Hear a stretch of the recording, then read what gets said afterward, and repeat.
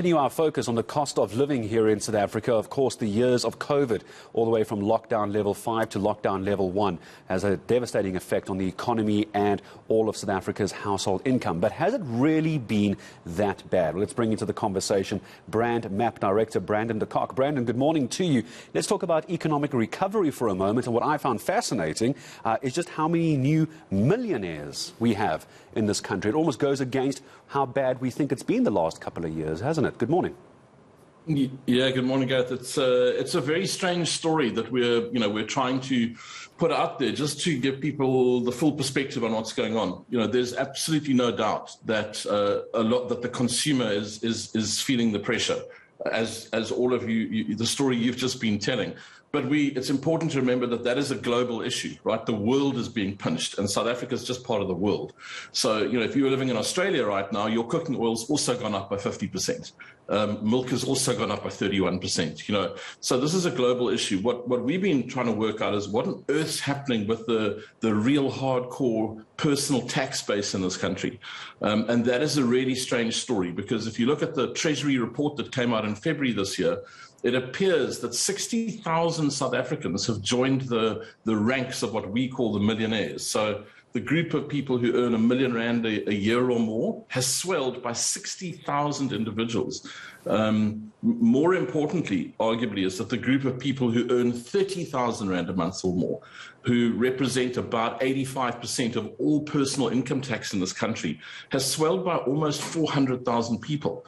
It's enormous. The top end of earners in this country have bounced back unbelievably well, and that's got to be good news. It is good news, but also it's got to be worrying news as well, because one would argue, Brandon, tell me if you agree, that then the gap between the haves and the have-nots is simply getting bigger and bigger, isn't it?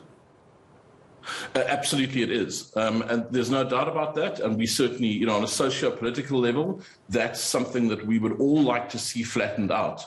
I guess there's a different reality at play that the story I'm trying to get people to just see, maybe give a slightly more positive angle on things, is that, if you imagine South Africa as this huge 3-kilometer long coal train, the coal's not ever going to get anywhere if the engine at the front isn't strong enough and fueled up and ready to pull everything else along.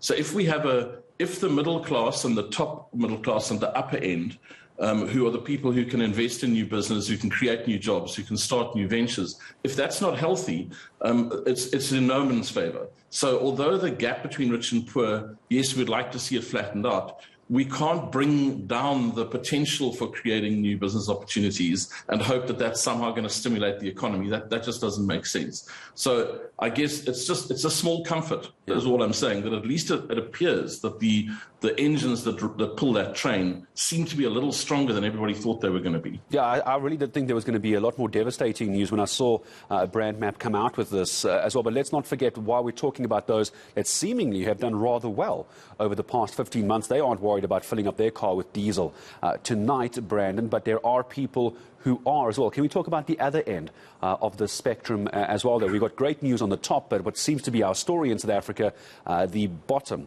the lower LSMs, it's getting even worse for them, isn't it?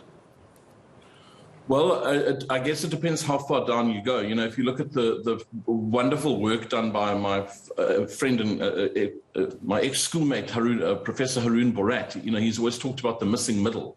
But what he's talking about, is a middle class that's a lot lower down. If you look at the poorest people in this country, arguably they've gone from having absolutely nothing to at least having a 1,200 Rand social grant. Or if you look at the million state-paid temporary jobs that will be created by the middle of the year, these are people who've gone from nothing, young people, to 3,500 Rand as a stipend.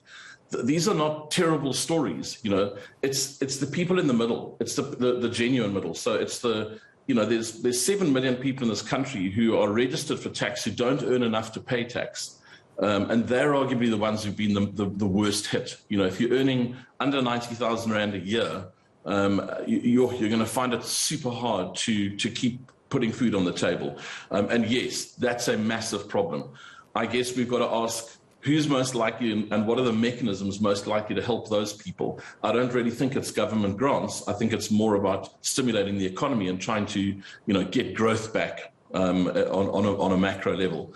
And that's why we're looking at this group of people. It's the rest. It's the other 7 million people who are paying tax, who possibly have choices and have some sort of ability to lift everybody else up. I mean, I suppose this does then bring in the question around how these stories are covered then, because the big focus, of course, is on the lower LSMs, but clearly there has been something of an economic recovery.